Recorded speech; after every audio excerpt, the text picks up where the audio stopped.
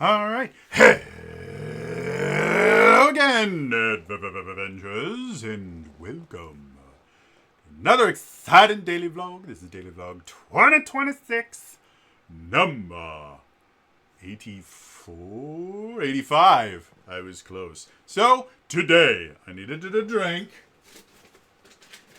Got to get my water. Alright, so I have been wanting to make this video for a little bit. I got sick and got other things on my mind, so we're going to talk about it today. When 5.5 was first announced and they first started playtesting it, a lot of people started going, oh, this is 6th edition, this is 6th edition. And those of us that had any understanding of how Dungeons and Dragons has worked for 50 years went, no, this is 5.5. Almost every single edition has had a 0.5 edition. They've had a slight rules update that kind of changes a few things. Original D&D technically didn't have a 0.5 edition because original D&D was effectively a mistake, to be honest. The actual original D&D required you to own a copy of the Chainmail war game in order to do combat, because they just said use that. And then to do overland travel, you had to use what was it? I have to look it up here real quick. You had to use Outdoor Survival, which is a board game by Avalon Hill, in order to do overland travel and stuff like that. So, original D&D was just kind of an experiment. Apparently, the first run of the game had a grand total of $2,000 for the entire print run. Which even back in the mid-70s, that wasn't a whole lot for a print run of anything. So, when we get to what's considered first edition, they had two different versions. You had AD&D, which technically came first, and then you had the D&D Basics line. And that was actually, who was it?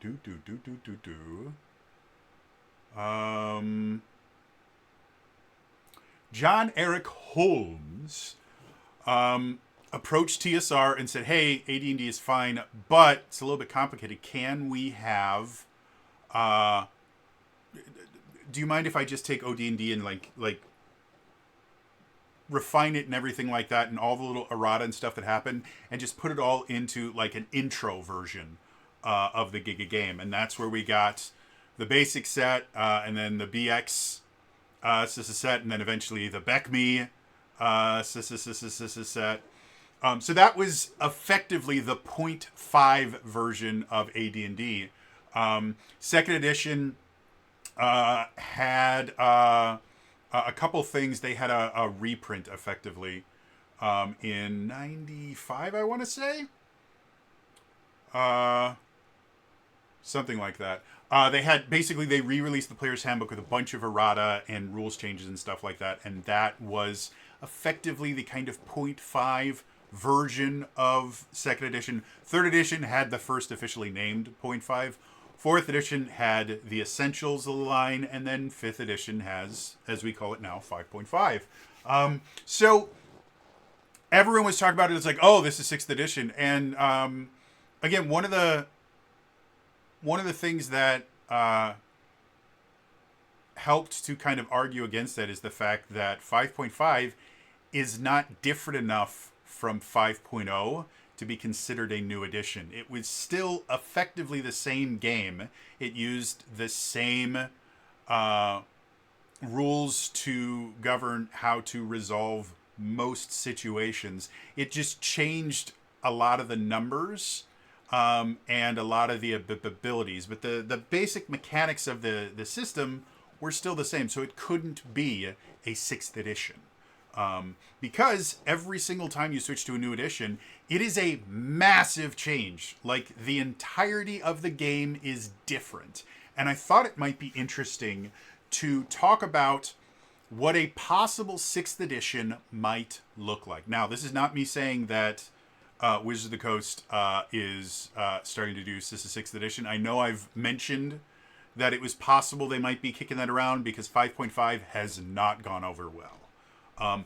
But with the recent announcement of the books that are coming out this year and the seasons that they're talking about and all that stuff, I think at least for the next year or two, they're going to try and revitalize 5.5 before they even start working on 6th edition. But I still think we're closer to 6th edition than we are to the beginning of 5th edition. So I thought it'd be interesting if we talk about what a 6th edition might look like based on the changes that happened between the editions previously, to kind of, use previous data to kind of predict what will happen in the future, and also based on how the market is going. So let's start off with the beginning. So, as I mentioned before, original Dungeons and Dragons was kind of a little experiment, or even, like, you could even kind of call it a homebrew expansion for chainmail. Because, again, it required you to either be familiar with the chainmail rules or own them in some way to do any of the combat in it. And then it also relied on, again, outdoor survival to do any of the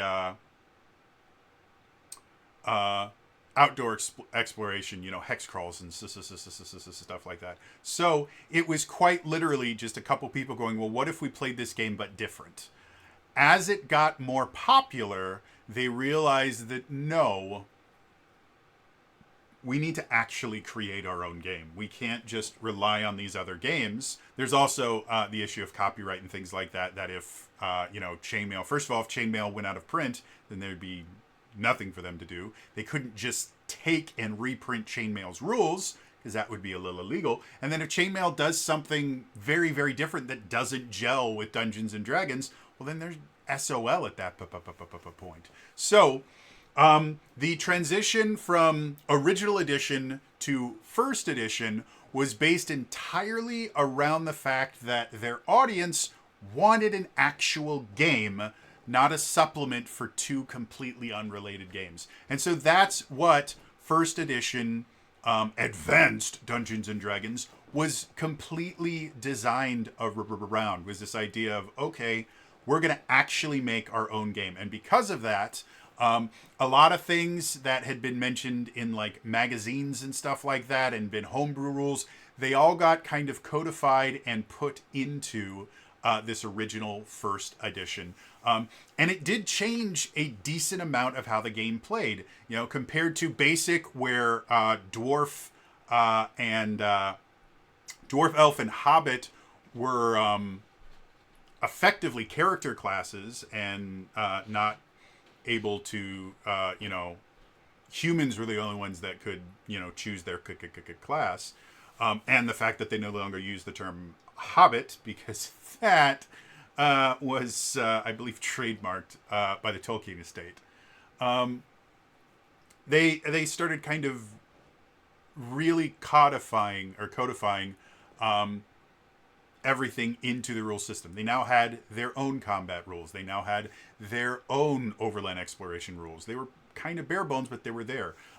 The other thing about first edition was tables. There were tables upon tables upon tables upon tables. Your attack rolls, depending on your level and your class, you would roll on different tables to see what creatures you could hit and what creatures you couldn't.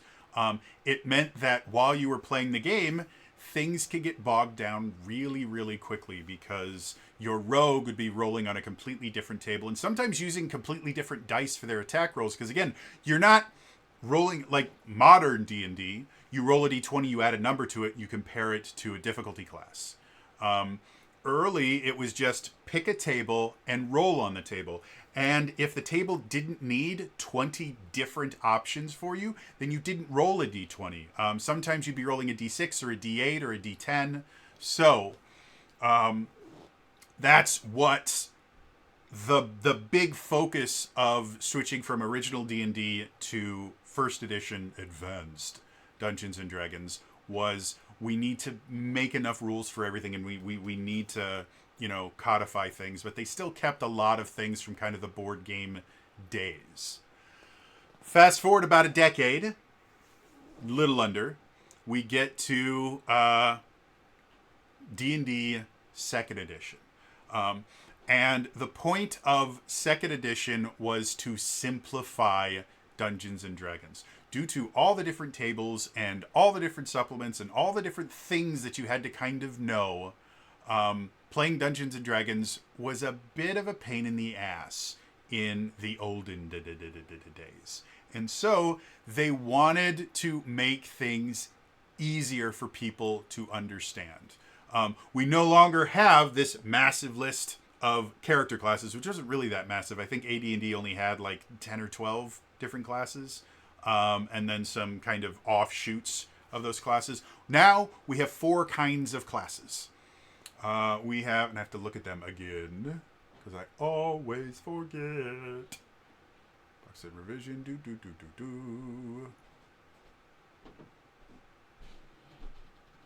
On the manual, we'll talk about that. Okay.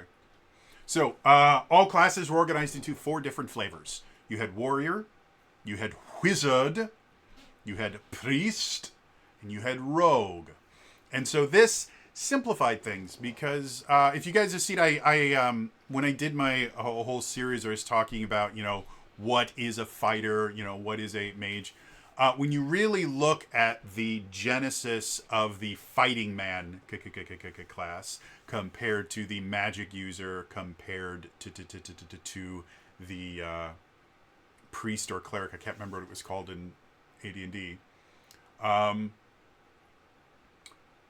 Basically what they were was, okay, this is how you're going to interact with combat. The fighting man uses weapons. The magic user uses magic. The cleric or priest uses magic to support people. And that's how they kind of define the characters. And the thing that made your character unique was he used a different weapon. His experiences were a little bit different. But they didn't have separate classes for every single, different way you could fight, at least not initially. And then they eventually introduced a 4th class, the thief, to basically be, this is the dude that does stuff outside of combat. And so now they were basically reverting back to that idea, but in order to give players a simple way to clarify what flavor of those characters are, they would have actual classes underneath these different groups. So warriors used weapons. Now, under the warrior group, you had fighters, paladins, and rangers. So each one focused on something different. Fighters just did damage and stuff like that. Your paladin was more of a protector style character. They generally were sword and board. They had that divine flavor to them. But you are going to be able to define your character as, I'm more defensive and I have some divine flavor. And then rangers were literally that. They were rangers. So they were designed to be able to do the kind of overworld exploration type stuff, nature-based characters. When we get to the wizard, underneath the wizard, you had the mage, which was your generic wizard, and then you had the various specialist wizards.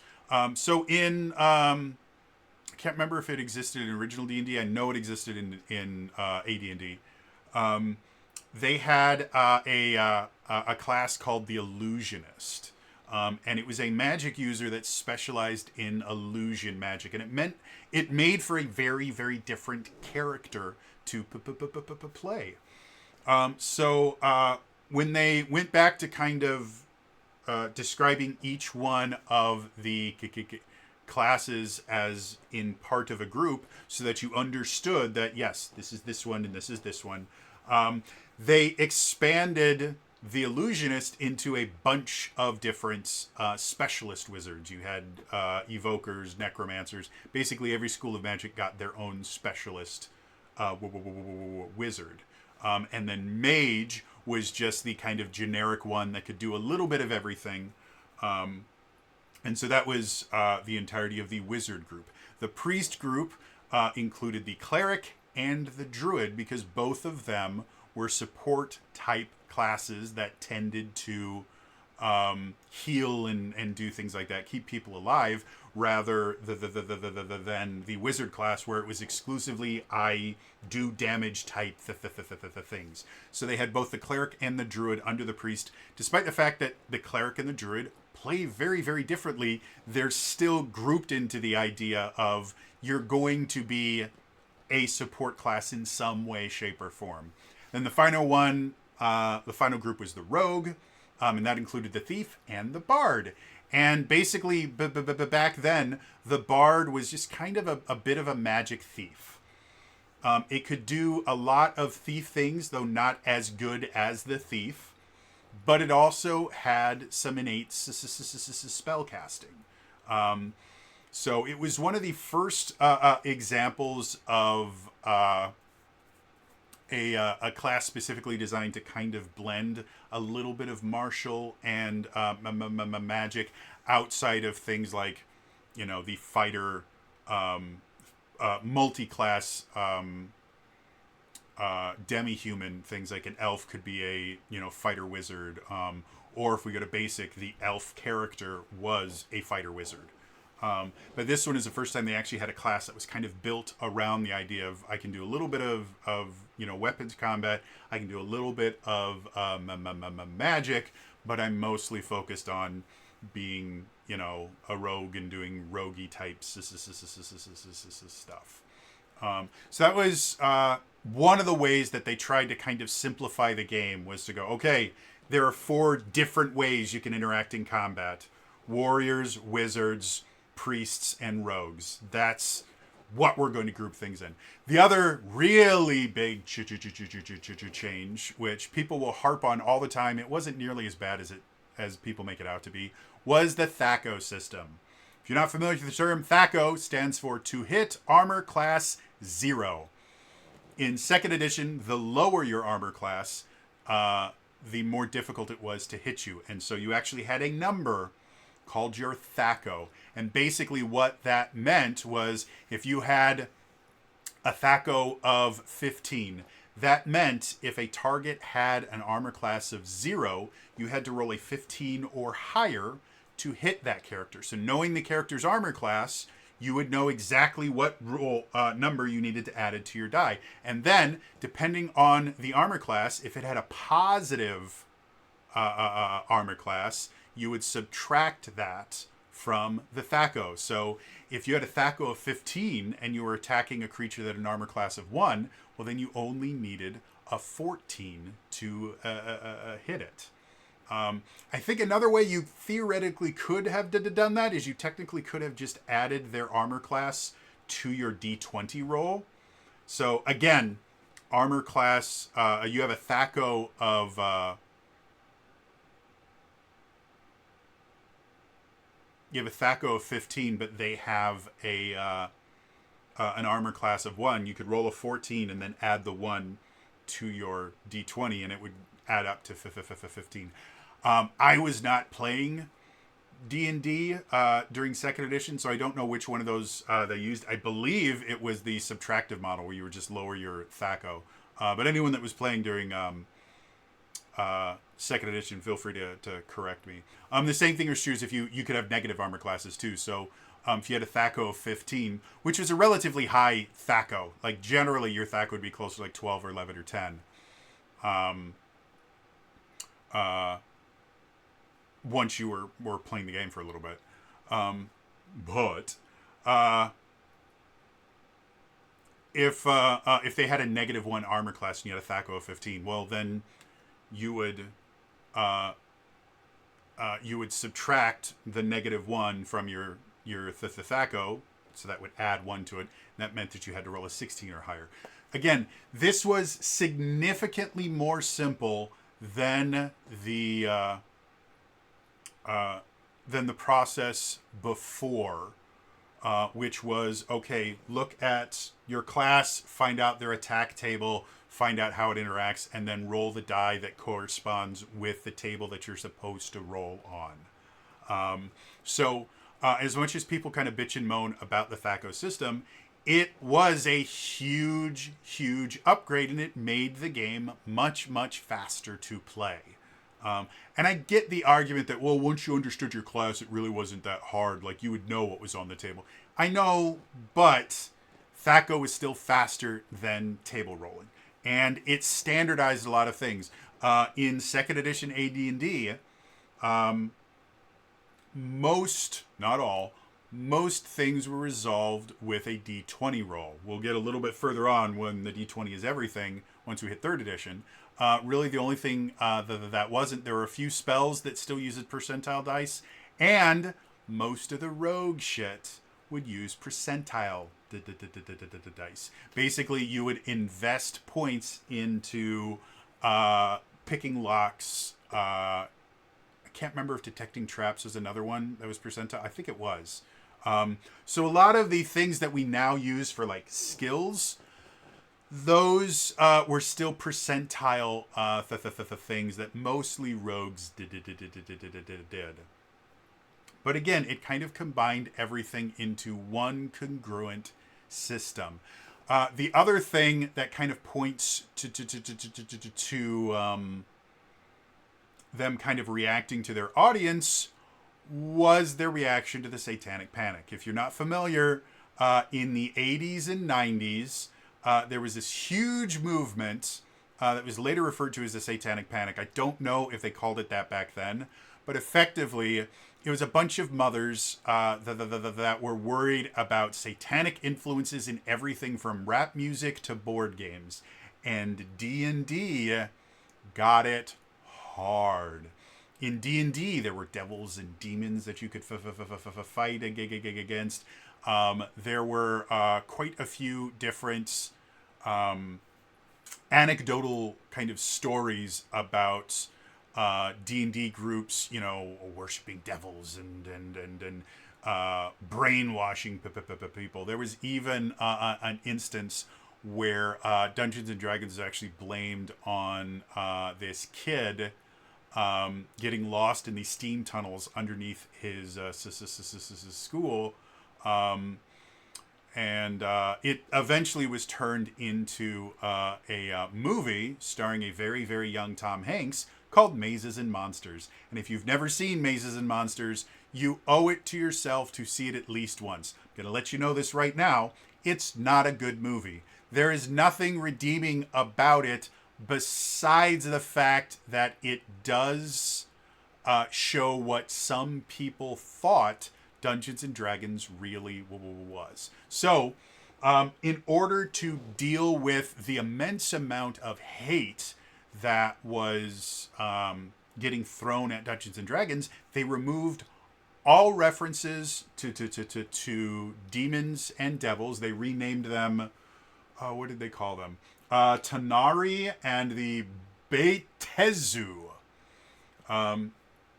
So they were no longer demons or devils or anything like that. They didn't take them out of the game, but they were reacting to what it seemed like their audience was talking about what the culture was talking about. Because even if their players themselves didn't really care about the Satanic Panic, it was still a problem for them.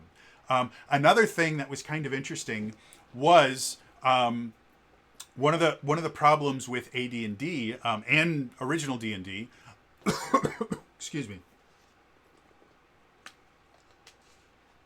Was every time something new came out, especially for like monsters and stuff like that, which the original box set of Dungeons and Dragons did not contain very many monsters at all. And they eventually, once AD came out, they had the monster manual on that. But every time they introduced new monsters and stuff like that, you had to have another book. And if you wanted to use monsters from different books, you had to kind of flip between them. So they came up with this ingenious idea called the Monstrous Compendium, which instead of being a hardbound book, was a binder that every single monster had an entire page dedicated to it, and the intent was every time they released new monsters, you could just open up your binders, a 3-hole binder. All of the monster pages were 3-hole punched, and you would just fit in the new monsters right where they would normally fit in alphabetically. It also technically allowed you to kind of reorganize your monsters any way you wanted. Like you could put your own tabs and stuff in and kind of create your own monster manual. The problem with that, which would have become blatantly obvious to anyone that has ever used a 3-ring binder, is the 3-punched holes would tear constantly, especially if you were using them a lot. Like you would be constantly tearing them. You'd have to use those little hole reinforcers, and even then, those didn't work super well. The pages themselves would get damaged. It wasn't really great. There's also a problem that every monster got its own page, not own paper. And so what you would have is you would have a monster on the front side and a monster on the back side. And sometimes for keeping the things in alphabetical order, technically a new monster would supposed to go between these two. Because they were printed on the same page, you'd have to kind of put them either next or after or before, things like that. And so it wasn't the greatest idea. But again, it was built entirely around the idea of these are the problems that our players have been having. Let's come up with a solution to them. It wasn't a good solution. There's a reason why it's never been tried again. But it was an attempted solution. And that's what that was what 2E AD&D was them going, okay, we've learned a lot over the past like 15-ish years of publishing this game. Let's put all of that into practice, and let's create this new edition that will be better than the first one. The problem with second edition, despite the fact that it technically lasted longer, second edition AD&D was the longest played system until 5th edition surpassed it a few years ago, it wasn't as popular as AD&D was, first edition. And people have kind of argued a bunch of different reasons why. Some people argue it was the fact that the core players were kind of pissed off that TSR was kind of placating the pearl-clutching mothers that were like, it's satanic, by taking out all those references and things like that.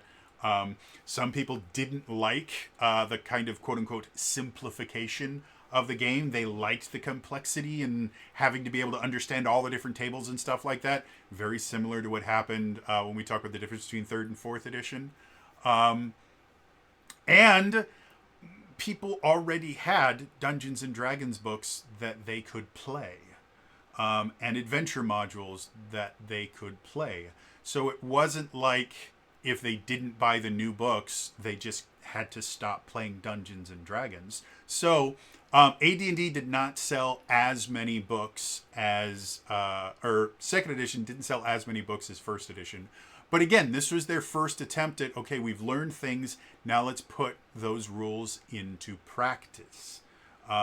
And again, it worked relatively well. As I mentioned in my video yesterday, AD&D published a shit ton of books. Like you had dozens upon dozens, probably over 100 different books that were published officially through TSR and other people kind of closely related to TSR. Second edition was also when we had the huge explosion of campaign settings. You had Mystra, Hollow Earth, Blackmoor technically came out earlier. Dark Sun. There was lots of them. Just tons and tons and tons and tons. Al-Qadim. They were over and over and over again. And again, this was a direct kind of response to the players wanting to try something different. They'd been playing in Greyhawk and Blackmoor and the Forgotten Realms for a little while. And they're like, well, these are all kind of the same. We want different stuff. We want new stuff. So yeah, that was the change from first edition to second edition. And again, it was inspired entirely from, we've learned a lot. This is what our audience and the culture around everything seem to be asking for, and that's what we're going to give them. Fast forward when we go from second to third edition. again, you will find a kind of through theme in every one of these updates where the purpose is to simplify and declutter. Like there's an actual on the Wikipedia page, they actually have a quote from I'll just read the whole thing. In a retrospective on the legacy of Dungeons and Dragons, academic Evan Turner commented that the aim of the designers was to, quote, simplify and declutter the whole system. And, quote, D&D 3E and 3.5e bear the influence of Eurogame-style elegant design that the terminology and choices in the game should be immediately intelligible to all who might play it. Players understanding the game itself got more agency over their PC's fate. So effectively, as we mentioned before, second edition simplified things, unified certain aspects, but it was still relatively kind of cluttered and crunchy. Again, all the rogue stuff involved using a completely different set of dice and a completely different set of resolution mechanics. There wasn't really a skill system. You could get proficient in certain things. Weapon proficiencies were a thing in there, which would change the numbers that you added to your THAC0 or subtracted from your THAC0, but it did make things difficult. And you had the problem of if you were dual wielding, you had two different THAC0s that you had to look at because each weapon would have a different THAC0 as far as what they could hit. And things just were not nearly as streamlined as they like. So, third edition, which was the first edition that was published entirely by Wizards of the Coast. They had purchased it in 98, 99, somewhere around there. Because TSR was as a business was run exceptionally poorly, and they were just about bankrupt. So Wizards of the Coast saved Dungeons and Dragons. So they wanted to simplify things even more to the idea that everything you do in the game will be resolved by a single D20 roll. It's the reason that the OGL and all games based on it were referred to as using the D20 system. The D20 is the most important die in your dice bag. And that's what, that was the big change to third edition, was the idea that no, everything is going to be based on a single type of die roll, and that will make everything significantly easier for people to understand. If you're a rogue, you will roll a d20 and add your skills to the rolls. If you're a paladin, to convince people, it will still be a d20 roll plus your persuasion ability, or things like that. And it's kind of simplified everything into and unified everything into particular things. Multi-classing was no longer the strange thing that it was. Different classes no longer had different amounts of experience that they needed to get to the next level. Levels were unified. Multi-classing was effectively, do you have the stats to do it? Okay, then when you level up, you can choose to be a paladin instead of a fighter. The introduction of prestige classes was designed around the idea that AD&D did have ways to kind of customize your characters so that you could create interesting characters. Again, a problem in basic D&D, a problem in first edition D&D was that, well, the characters were all kind of the same, and is mostly flavor that what made your fighting man different than your friend's fighting man. And when we got into second edition, yeah, you had different classes, but even then, if you had two fighters in the same group, they could play differently, but they basically had the same mechanics, and you had to flavor them differently. And so second edition introduced these things called kits to allow for a little bit more customizability. But the problem with kits was they required you to basically kind of cross out abilities and stuff like that from the base class and replace them with other ones. And it wasn't a really simple way to do anything. It worked. It allowed for a lot more different characters, but it was still clunky. It still didn't work very well. Third edition's like, no, we're going to unify everything. No longer do you have to cross out abilities here and do this. No, we just go, okay, this is a rogue. This is how they get. This is what they get at every single level. And then this is a shadow dancer, and this is what they get at every single level. And in order to level up into a shadow dancer, you need these particular feats, these particular skills, blah, blah, yakety smackety. And so everything about third edition was unifying. Now, the idea of quote unquote simplifying it doesn't really hold water because, well, yes, they were unifying everything and making everything very uniform where everything kind of worked the same way. We'll see a very similar thing happen when we talk about 5.5. It did make things much more complex. Again, they made it easier to multi-class so that people could basically make their own classes. That was actually something that was introduced late in second edition where they kind of had a skill-based system where instead of just leveling up and just getting abilities as you leveled, you could kind of choose abilities off of like an a la carte menu. I don't know anyone that ever actually used that system, but it is a system that existed towards the end of Sis's second edition. Third edition removed that to where multi-classing was very, very simple. So if you wanted to be a fighter wizard, you could. You would take a level of fighter, then a level of wizard. It was very, very simple. They added rules like preferred classes for various races and issues if your multi-class had too big of a level disparity and things like that, which technically made it more complicated to be able to do it, but it was now a unified system, and the prestige classes were the exact same way. Everything was unified.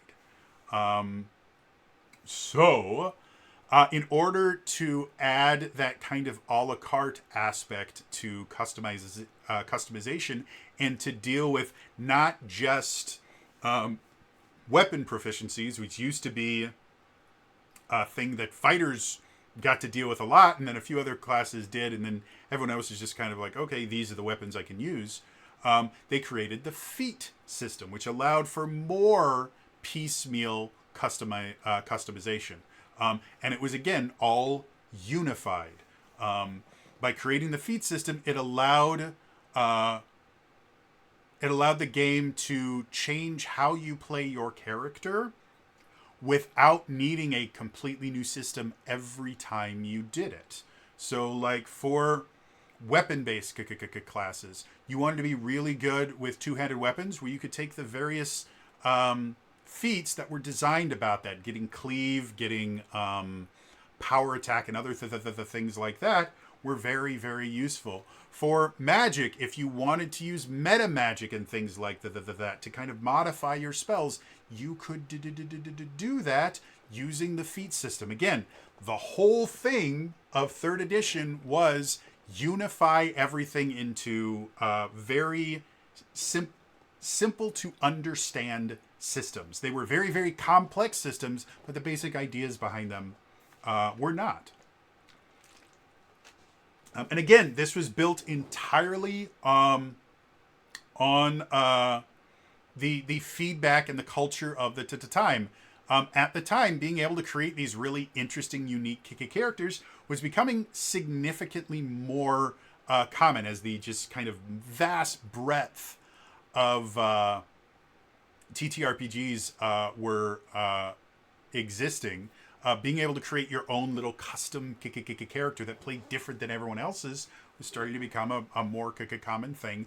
And players had been asking for more ways to kind of create the exact character that they wanted without having to homebrew their own kit or use the kind of strange multi-classing rules where they're technically leveling as two different classes simultaneously, or using the dual classing rules if they were a human, which was its own kind of weird thing that you had to do.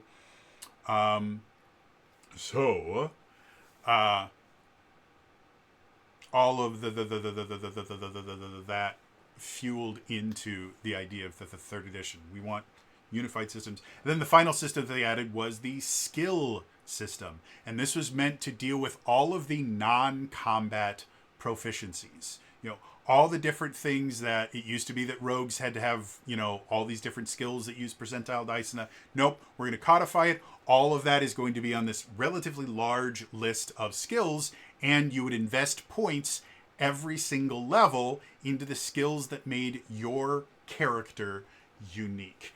And again, the thought process behind it was, okay, we want players to be able to create their own special character, to create it and make it work the exact way that they wanted to.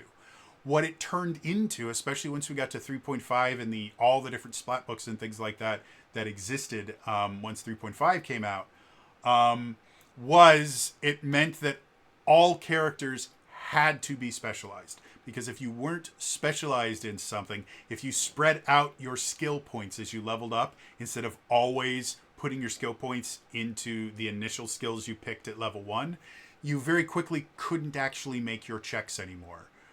Because there would be such a massive disparity between your skill checks and the number that you'd add to your d20 and someone that had specialized, and the game was kind of balanced around specialized characters.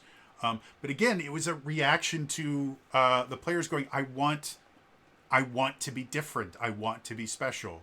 You know, look at Drizzt. Drizzt is a ranger, but look at the cool shit that he could do. Like, he's so fast that he couldn't wear bracers of speed because they made his swords too fast. And so he attached the bracers to his legs to make him faster. Like, that's a really, really cool character. I want to be able to do that in D&D. And you technically could do that, but it took some home brewing. In earlier editions of D&D. Yeah,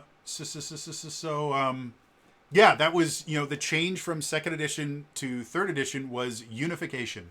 We need to standardize everything. We want to make sure that anyone that picks up one of these books will be able to understand how this stuff works. I want to attack something, well, I'm going to make a attack roll. If I want to use one of my skills, I'm going to make a skill check. I need to protect myself. I need to defend myself from damage. Well, I'm going to make a saving throw. It was all about standardization and unification. And again, that was based directly on feedback. Fast forwarding to 4th edition, the big change in fourth edition was balance.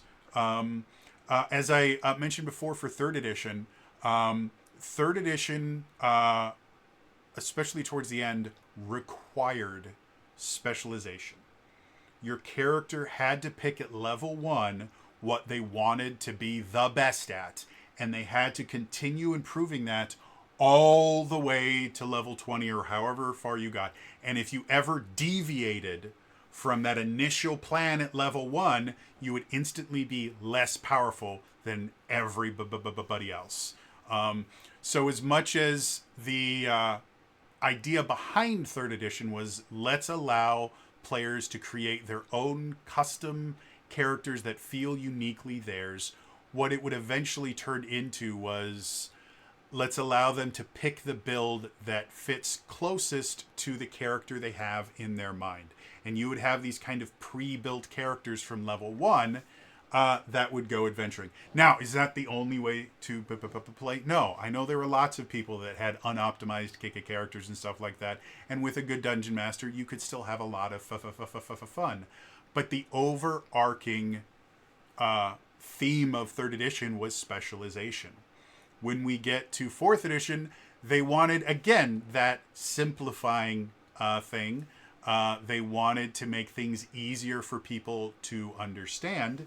And 4th edition was all about the idea of, we are tired of certain classes being exceptionally powerful and certain classes just feeling underpowered.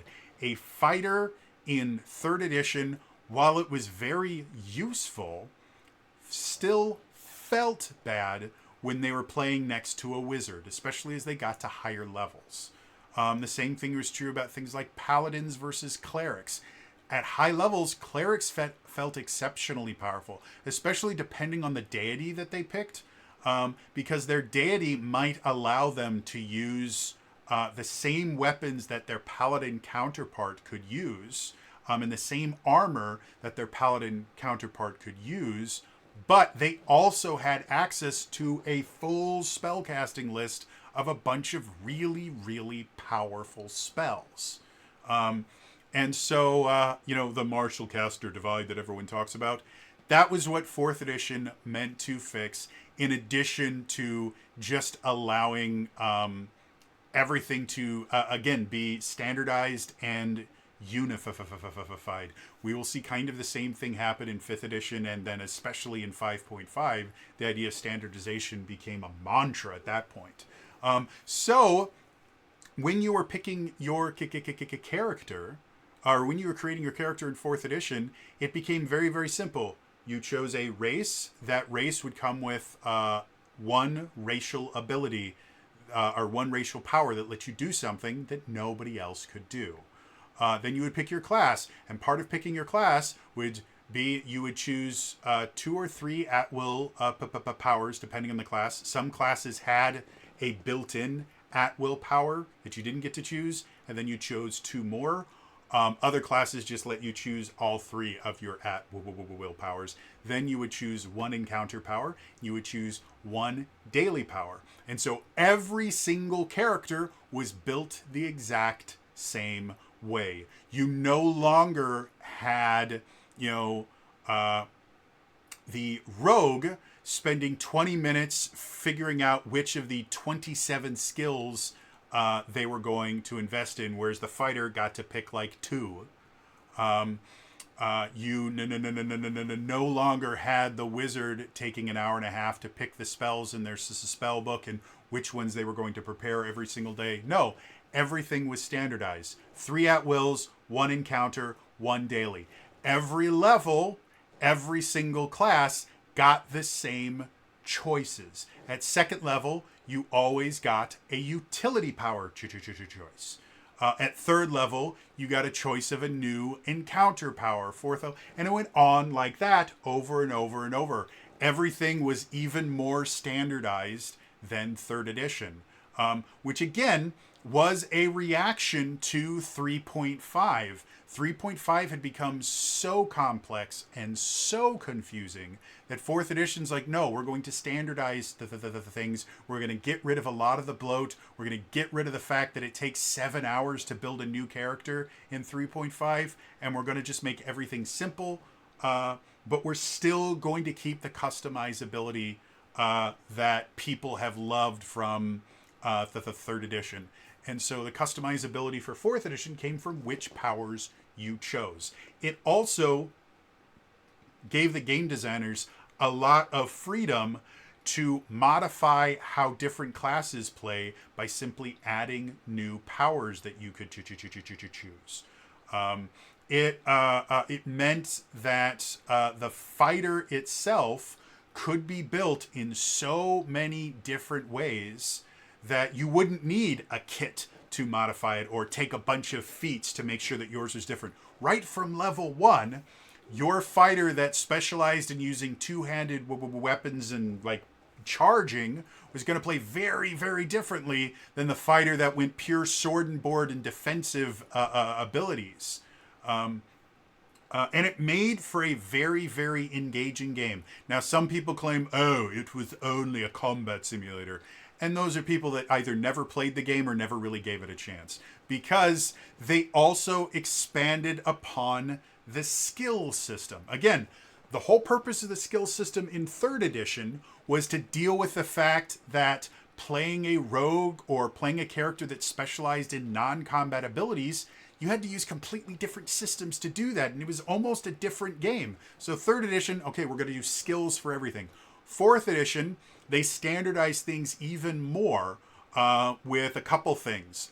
First of all, every roll that you made, you added half your level to. And that meant the problem with 3rd edition skill system, which was basically if you didn't invest in skills as you leveled up, then you couldn't, you would never be able to roll high enough to make your checks at high levels. Fourth edition got rid of that problem by, yeah, every single skill levels up every other level. So you always have a chance to actually succeed at something. However, anything you're trained in, you're going to have a much better chance. And things that are attached to attribute scores that you have higher numbers in, you're going to have a much easier time doing that. So they still allowed for customization and allowing you to specialize in things, but they no longer punished players for not having a build chosen right at level 1, or deciding to deviate from that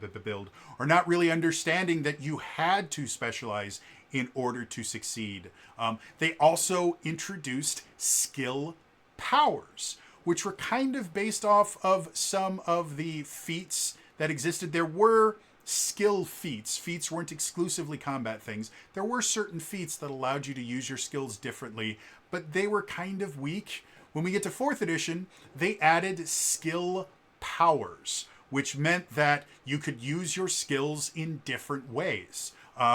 There were certain skills, like some of my favorite skills were things like, because you've learned how to use your illusion magic in a very terrifying way, you can use this encounter power, skill power, to use your Arcana check instead of your Arcana modifier instead of your Intimidation modifier to intimidate someone. So it allowed a wizard to be very intimidating, not because they were super strong or because they had a massive charisma score or something like that. No, they could be very intimidating because they could just sit there and go, "So, you believe that you know the secrets of the universe? I have looked into eternity itself, and I have seen the unblinking eye of endlessness stare into my soul, and it changed me. Is that what you want to deal with?" As they're changing their voice with magic and they're starting to dim the lights around them, like a full-on magical intimidation. That was a power in 4th edition. So again, it allowed for the customizability, but it standardized it, even more so than the 3rd edition. And despite everything a lot of people will tell you, it was exceptionally popular. It was the best-selling version of D&D until 5th edition. The first printing of all 3 of the first 3 core books sold out before they went live. They sold out in pre-orders. They had to immediately order a second printing. D&D 4th edition outsold every single 3rd and 3.5 edition book that was ever sold within, I think it was 9 months. D&D 4th edition was exceptionally popular. However, the internet was becoming a thing, and very small but very vocal minorities started having a lot of influence. And so they basically brainwashed people into thinking that 4th edition was this incredibly incredible failure of a D&D project.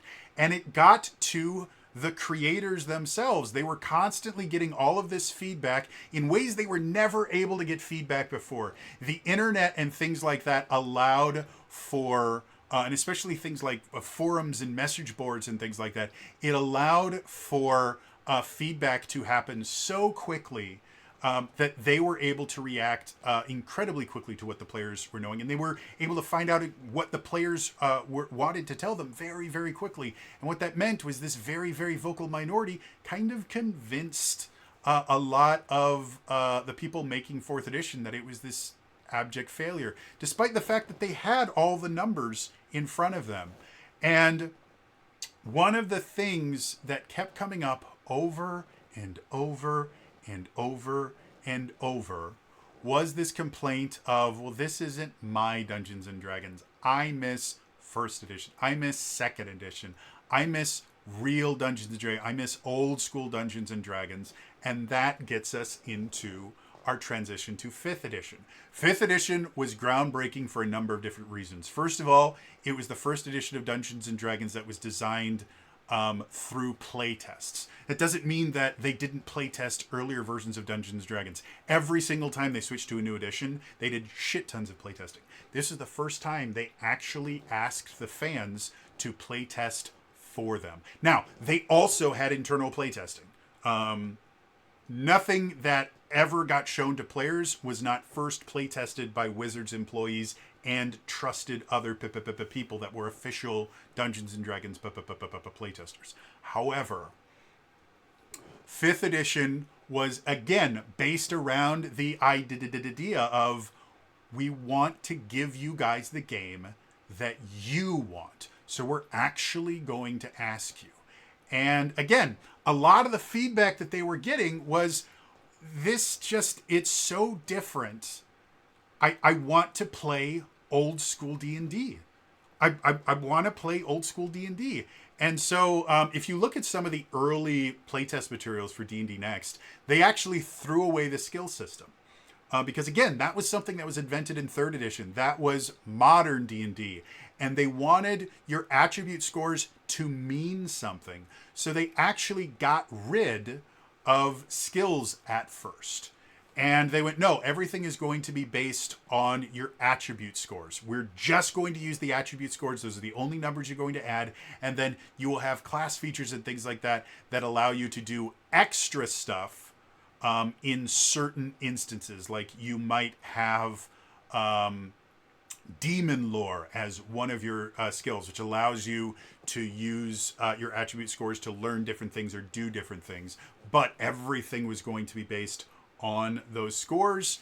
And they used a lot more dice, which I actually really enjoyed about the early stuff. Despite the fact that I wasn't doing the playtest at that point, I did really enjoy how you basically had all of these kind of dice pools that you could spend a die from to improve attacks and things like that. It was really a cool idea. It didn't survive the playtesting period because it required a shit ton more balancing than they really wanted to. And again, the entire purpose of the 5th edition playtests was to simplify, standardize, and more importantly, bring back that feeling of old school Dungeons and Dragons. So they took bits and pieces, basically the good parts, from every single version of Dungeons and Dragons and kind of mushed them together to create 5th edition. And again, all of this is entirely based around this is how people are playing. There was a huge resurgence of people really, really enjoying the old school versions of Dungeons and Dragons. Pathfinder was doing crazy stuff involving older versions of Dungeons and Dragons. And so the entirety of 5th edition was still around standardization. They wanted to get rid of floating modifiers, something that 4th edition had done a little bit. 5th edition got rid of them entirely. They wanted DMs to have a very simple conflict resolution mechanic, so they added the advantage-disadvantage system for just about everything. Anytime there's a problem, okay, that's a good idea, it's advantage. Oh, that sounds like it'll make things more difficult, it's disadvantage. It simplified everything so that the DM could rule on anything they wanted instantly. It removed the need to have a rule for every single instance that a DM would ever have to deal with. Which was one of the biggest problems with 3rd edition, and it was a lesser problem with 4th edition, but it was still not something that was dealt with very well in 4th edition. Now, 5th edition, DMs can rule on the fly. They can change their mind whatever they want, and the big change is going to be advantage or disadvantage. Also, from a pure enjoyment standpoint, rolling 2d20s is fun. Rolling dice is fun. So being able to reward a player by effectively giving them an extra die to roll was just a fun mechanic. And so, yeah, the big transition from 4th edition to 5th edition was based entirely around the idea of we need to get back to basics because that's what our players have been asking for. And that's what they did. And because they did that 2-year-long playtest for D&D Next, which eventually turned into 5th edition, it was by far the best designed version of Dungeons and Dragons that have ever existed. It's one of the best designed tabletop RPGs that has ever existed. Because again, it wasn't just a bunch of people creating a system and then hoping it works. It was a bunch of people that had been working with that system for years, asking the people that have been playing that system for decades what works and what doesn't in real time. They were getting real-time feedback, which was not something that was possible in the 80s or the 90s. You know, you had to write letters or call into a phone line or something like that. Now you could fill out an online form and give them instant feedback about this is what's working, this is what's not working. Because of live plays and things like that, they could watch people react to what was happening on the table in real time. They could see how much fun it was to watch. They could see how much fun it was to play. It made for an amazing game. It was by far the easiest version of Dungeons and Dragons to ever get into. And as 5th edition continued to evolve, they started addressing other problems that people had with it. They revamped the feat system so that if you wanted to create a very unique character, instead of having to spend 3 or 4 levels, or sometimes like 6 or 7 levels minimum, because you only got a feat every other level at best, you would just take a single feat that would massively change how your character plays. The dual wielder feat instantly meant, hey, I'm using 2 longswords going forward, and I'm going to be able to do cool ass shit with it. The defensive duelist feat instantly went, yeah, you're not going to hit me when I don't want you to. The sentinel feat meant that I'm now using a spear, and I'm combining it with the polearms master feat to basically be the most annoying feat ever for Dungeons and Dragons. So it allowed for the customization and stuff like that, and then every single class had a choice of subclass at various levels that allowed you to customize it more. And it meant that creating new playstyles was as simple as adding either a new feat or creating a new subclass. Fast forward to 5.5. Again, we're going to standardize everything. Now, all classes choose their subclass at 3rd level. All classes have the exact same level up process. Everything is now a feat, which backfired because it didn't work very well. But the thought process behind it was we need to standardize everything, which again, the same thing happened 3rd edition, same thing happened in 4th edition. Same thing technically happened in 5th edition, and 5.5 was just taking it too far to an extreme to where it actually became a detriment rather than a benefit. So now that we've been talking about this for an hour and we haven't talked about 6th edition at all yet, the idea behind every new edition was we've learned a lot and the players want something that the current edition won't let them do. So we're going to create a new edition that allows the players to do the things that they can't right now.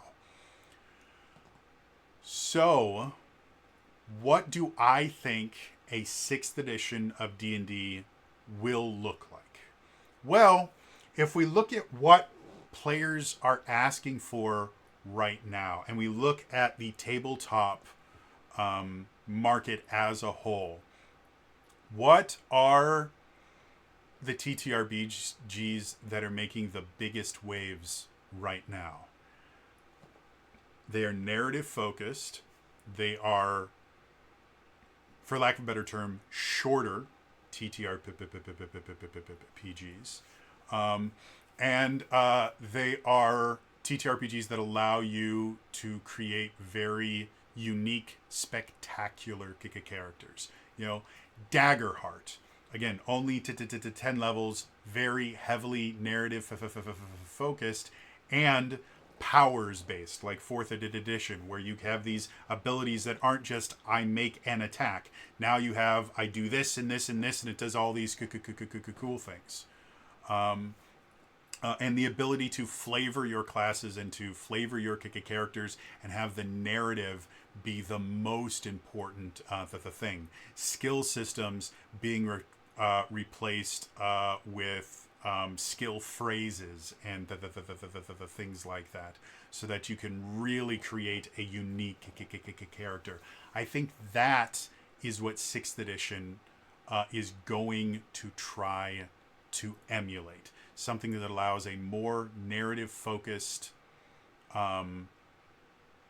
play style, which they have done a little bit when you look at various books. Like, if I remember correctly, in Tasha's, they had an entire chapter about how to flavor your spells and things like that, to make your character feel more customized, feel more like your character as opposed to a character that you play.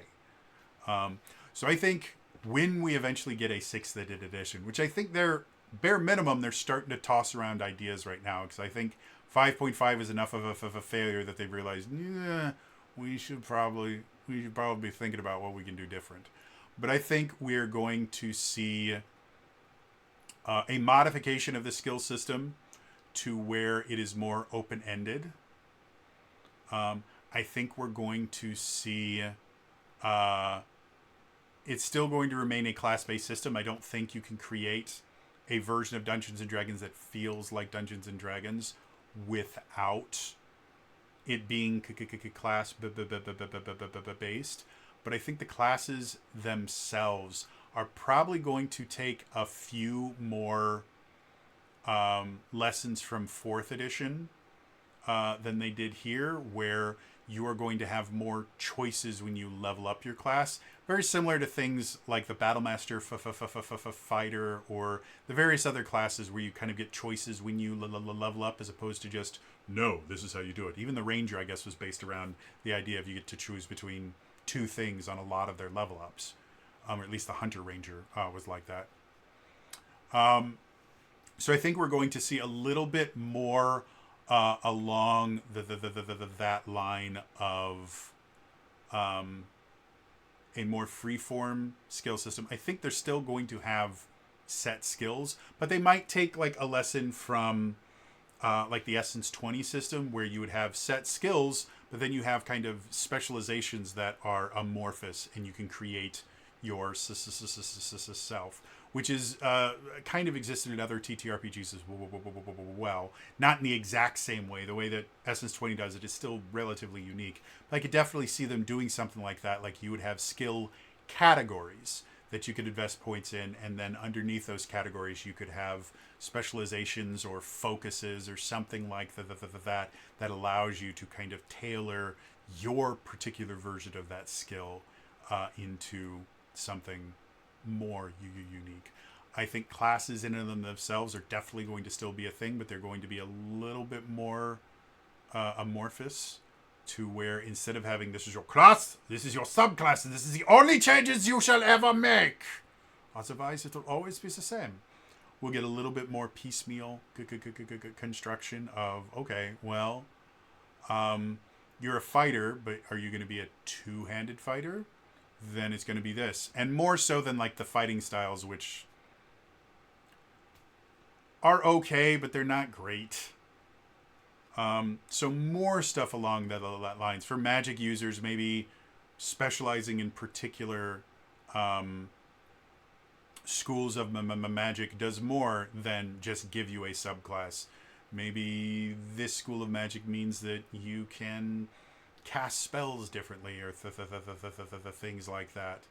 I think based on what we're seeing now in the market, that would be kind of the thing that most people would be happy with in a 6th edition. As far as feats are concerned, feats are never going away.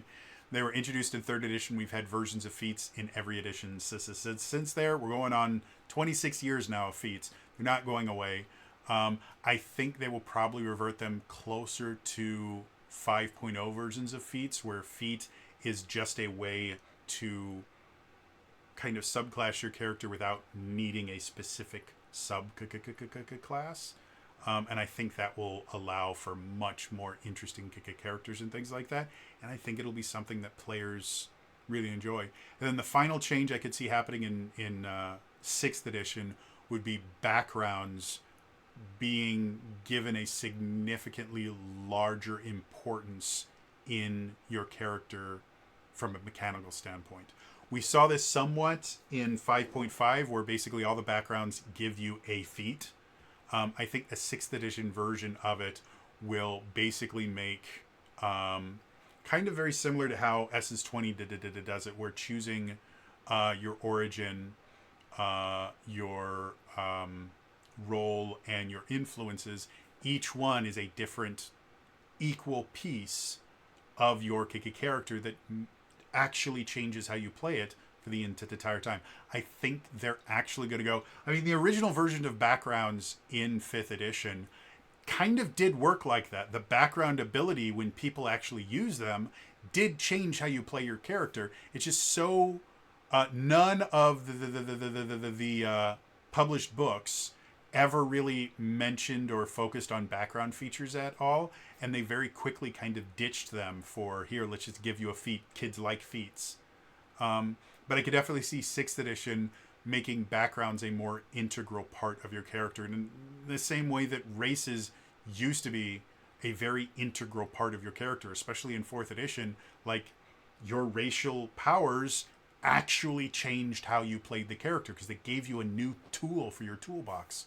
And I think we could definitely see something like that happening with a 6th edition, where both the race and the background actually give you something tangible. Now, with all the hullabaloo about, well, we can't call it races anymore because that's racist, and not everybody from the same race. Argue that all you want. That style of thinking is becoming significantly more out of fashion the further we go. I'm not sure if we're ever going to get back to being allowed to call them races.